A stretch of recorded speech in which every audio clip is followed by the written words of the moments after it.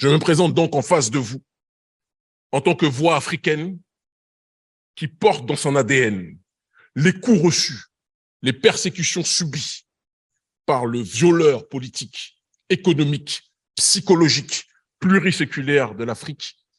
que constitue l'élite occidentale et plus précisément, en ce qui nous concerne, le gouvernement français. Je précise bien oligarchie et gouvernement et non pas le peuple, car comme je l'ai dit, les masses occidentales, le prolétariat occidental subit aussi les dérives de son gouvernement, de leur gouvernement, et donc je ne veux pas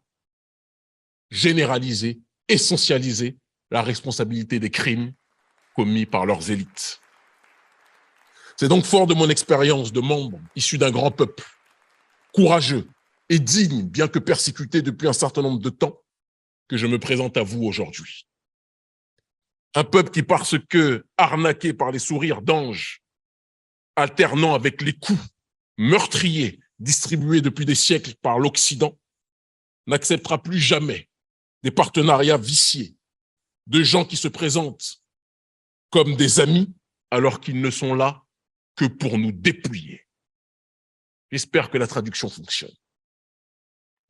Cette attitude de méfiance s'adresse à tous nos partenaires potentiels sans exception.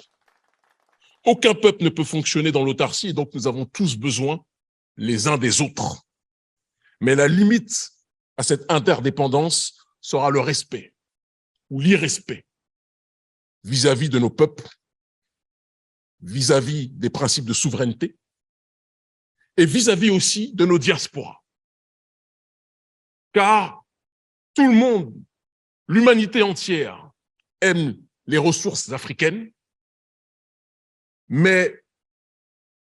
aux quatre coins du monde, les diasporas africaines vivent des problèmes de discrimination, de difficultés d'accès au logement,